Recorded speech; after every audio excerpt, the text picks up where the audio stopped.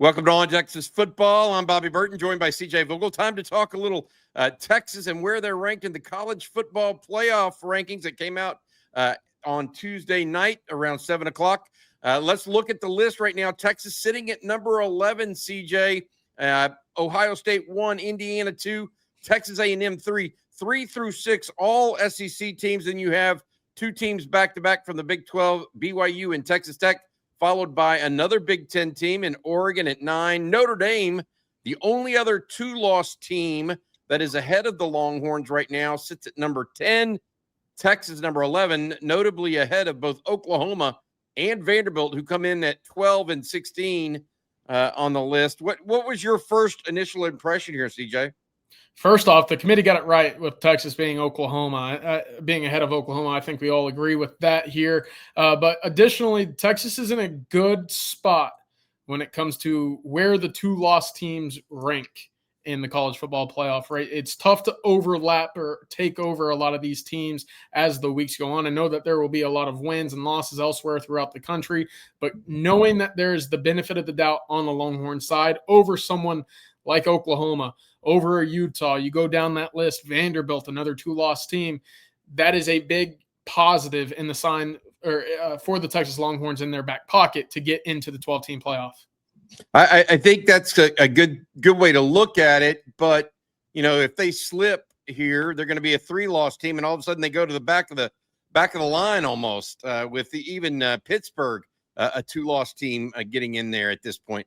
What are your thoughts right now on the rankings as a whole? Ohio State, Indiana 1, 2, A&M 3. Is that in line with? It's certainly in line with what the AP poll had. Was there anything about 3 through 6 all going to the SEC? That would seem to mean that as long as everybody holds serve in the SEC, the conference might get at least 4 teams in at this point.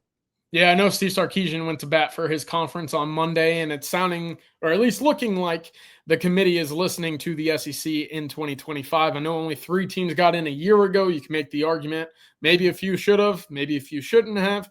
Point being, again, the benefit of the doubt is going towards the SEC. You see that with A&M at 3, Bama, Georgia, Ole Miss wrapping that up. All in the top 6 right now. They're getting potentially 5 teams in, depending on how the dominoes fall, and we'll talk about that here in a minute. But I have no issue with number 1 and number 2. I think right now those are your clear top 2 teams in the country. I think Ohio State, for what we've seen, obviously gotten to see them firsthand and how they've grown throughout the season. That is a very talented football team. They're playing good football at the moment. And Indiana, man, who would have saw this coming a few years ago, right? But the way that they drubbed Illinois, the way that they walked into to Autzen and Eugene and walked away with a 10-point victory, you know, they went to College Park against a team in Maryland who had a pretty solid run with a very talented quarterback, dropped 55. UCLA at one point was looking like they were an up-and-coming team in the Big Ten and starting conference play 3-0. Beat them 55-6. They beat the hell out of teams. And that's something that when you talk about resumes and when you talk about, you know, taking care of business, they do it better than anybody else in the country, Bobby.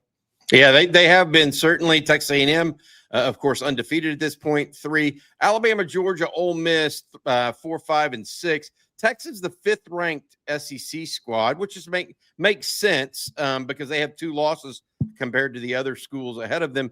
How does Texas, if they drop a game between now and the end of the A&M game, say, how does a 9-3 Texas possibly get in the playoffs, CJ? Or does Texas really need to win out at 10-2, in your opinion?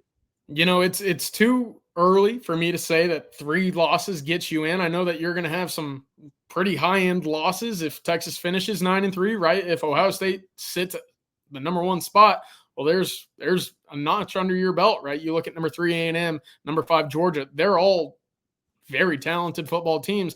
The knock will be Florida, of course, and that was a game Texas should have won. That was a team that Texas probably should have beat in hindsight, but you can't go back in history and rewrite the books, right? So moving forward, a lot of the dominoes will fall organically. And starting this weekend with a few teams ahead of Texas playing one of another, you look over the final 3 weeks when Texas gets back into action. The easiest thing, obviously, is for Texas to win out those final 3 games, and they'll be sitting pretty comfortably in the top 12. There is a path for Texas to get into the playoff at 9-3. But a lot has to happen. What? Right? So what has to happen for Texas, a 9-3 Texas team, to win? Say they beat one of A&M or Georgia. Yep. And the loss they have is relatively close. Say it's a 1-score game. So Texas has a pretty stout resume at that point. They would have 3 top 10 wins at the time. Oklahoma was a top 10 team, and so was Vanderbilt. How does a Texas team get in over, say, a 2-loss ACC team or a 2-loss even BYU or Texas Tech? Yeah, a lot of dominoes have to fall. First, Notre Dame has to find a way to lose a 3rd game, right? Okay. Their schedule's shaking out the back end. It doesn't look like they will. They have Navy this upcoming weekend. You see number 24 Pittsburgh on this AP or on this college football top 25.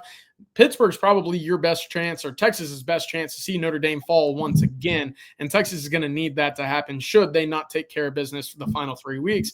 Additionally, look, the ACC right now, I thought, was spit in the face by the committee. The highest ACC team right now coming in at number 14, Virginia. You have Louisville, Georgia Tech, and Miami all in the teens. They're all with 1 losses, right? Or right in that range towards, Miami has 2. But you basically don't get the benefit of the doubt, as we talked about earlier, with this ACC conference. So you're going to need to see more carnage. And on top of that, when you go back to the Big 12, you cannot have multiple teams from that conference entering the college football playoff if you're a 3-loss Texas team. And what that means is BYU against Texas Tech. Texas fans should be rooting, if they're not already, for BYU to remain undefeated, run the rest of the table, and win the Big 12 as the lone recipient of that conference. Of course, that would then mean that's a 2-loss Texas Tech team, and Utah already with 2 losses. That would be a very difficult decision needing to be made by the committee with 3 losses for Texas, 2 of which probably being from top 5 teams. Yeah, that's going to be interesting. How much they value essentially what would be the Texas schedule if A&M remains undefeated when they go to College Station. A&M will probably be a top 2 or 3 team in the country. Yes. If Georgia, beats Mississippi State this weekend, they'll be another top 5 team. It'll be interesting where they put schedule. You mentioned BYU Texas Tech. Yes. As a big game this weekend. Obviously, that is on College Game Day, and it is at Texas Tech. What are the other couple of games you're watching this weekend that could have an impact for Texas?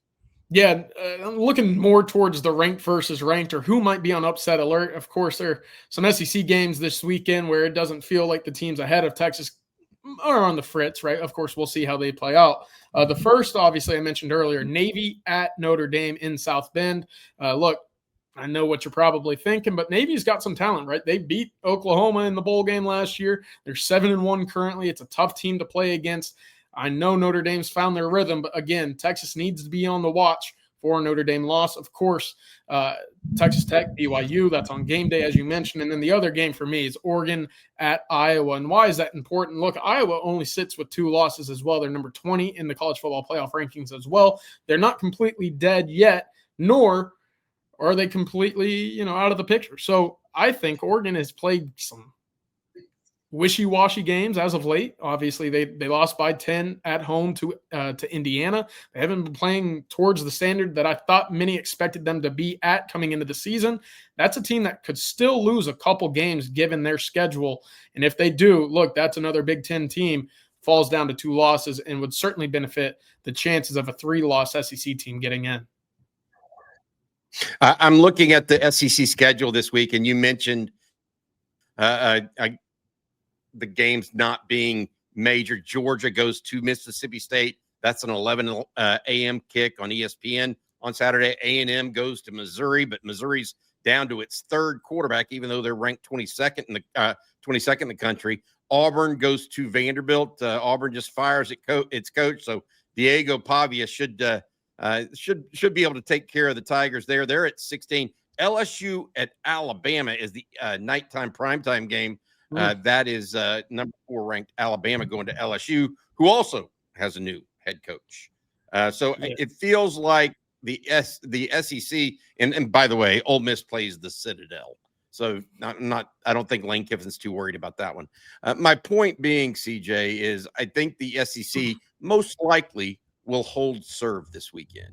So Texas probably won't jump ahead of a 2-loss Alabama team if Alabama loses to LSU or something like. I mean, I don't know. We'll see, and I guess it's fun to pontificate. Let's see where these teams would rank or play slot right now in the college football playoff. Matt, our producer, could bring that up for us. That'd be great. So Memphis is the highest ranked non-power 5 or non-power 4 school, and so they would be seeded 12th. They would get an automatic bid at this point and play number 5 Georgia. Oregon would play Texas Tech in Lubbock, by the way. That is a game that Tyler Shuck started for both Oregon and I think Texas Tech at different times, and now then end up at Louisville. Virginia, Ole Miss, Notre Dame, BYU. Virginia would be the sole ACC representative. To your point, BYU would be the winner of the Big 12. And then the byes would be Indiana, A&M, Ohio State, and Alabama.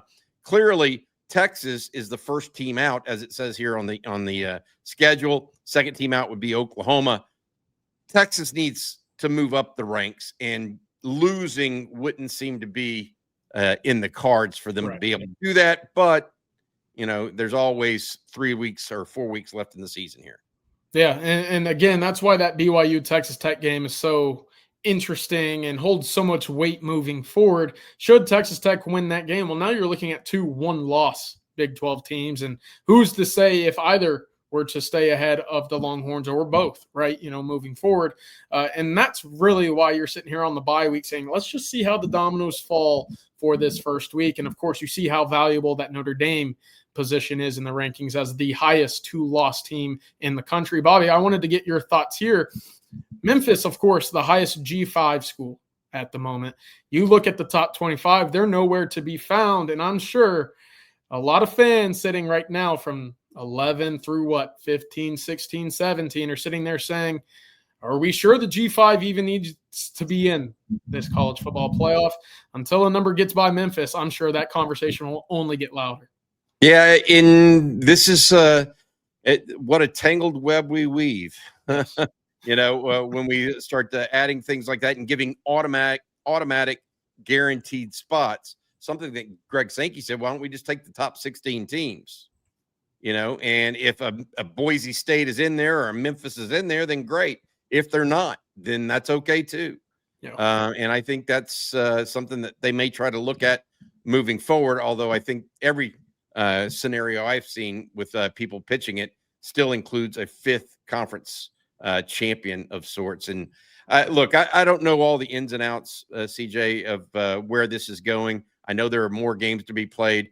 It just feels like to me the net of it all is Texas needs to take care of Texas, try to beat Georgia, try to beat Arkansas, and then bring it home against A&M. That's the path for the Longhorns. That is the most clear. Everything else would rely on Texas having other people to stub their toe and still having the most impressive victories and or whether it be 3 or 4 top 10 victories by the end of the year. We'll have to wait and see. All right, CJ, anything else you want to add before we tell folks here a little bit about SeatGeek? No, I think, again, to your point, the easiest way Texas makes the college football playoff is going 3-0 over their final 3 games. After that, things get muddy, and you're going to need help elsewhere throughout the country. What's going to be really interesting is how does the committee look at the Texas preseason, or I guess week 1 loss to Ohio State? I thought Jeff Howe made a great point on our Tuesday night live stream. Back in 2023, it felt like the committee was finding ways to give Alabama some credit for losing to Texas and finding a way to get them over Georgia for that 4th and final spot in 2023. What does that mean for Texas with that number 1 loss to Ohio State already on its resume? Of course, you'd like for it to not come down to a decision like that, but if Texas were to sit there with 9-3 and 2 losses to top 5 teams, well, there's some precedent on how we've seen teams be rewarded for close, tough, non-conference losses. Yes. Takes, look, if Texas were sitting here at 8-1 because they had decided somebody else, they'd be in the top 5 in the country, top 7. That's correct. That is reality. And you should be at some level. I don't know about rewarded for losing, but rewarded for scheduling. And they did play it close. It was a 1-score game.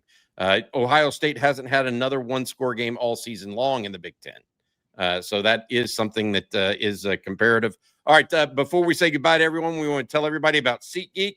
If any Texas fans are going to see the Longhorns in Athens in a couple weeks and don't have tickets, make sure you check out SeatGeek if you're looking for tickets. With more than 35 million downloads, SeatGeek is the #1 rated ticketing app. College football and NFL, either one, they've got your back. Each ticket is rated on a scale of 1 to 10, so you know you're getting a good deal. So look for the green dots. Green means good, red means bad. Plus, every ticket is backed by their buyer guarantee. Of course, we've got a deal for OTF fans. Use code OTF10 for 10% off your next set of tickets at SeatGeek. That's 10% off any tickets with promo code OTF10. Make sure you click the link in the description to download the app and have the code automatically added to your account so you can use it later. Thank you from our friends at SeatGeek. Summing this up, CJ, Texas ranked number 11 in the first college football playoffs. Not a major surprise. I think some people were trying to push a Texas narrative that they would be ranked behind both Vanderbilt and Oklahoma, even though they beat them both.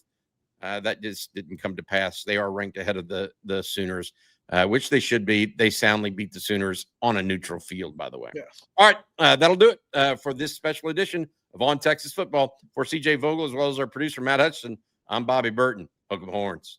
Hook 'em.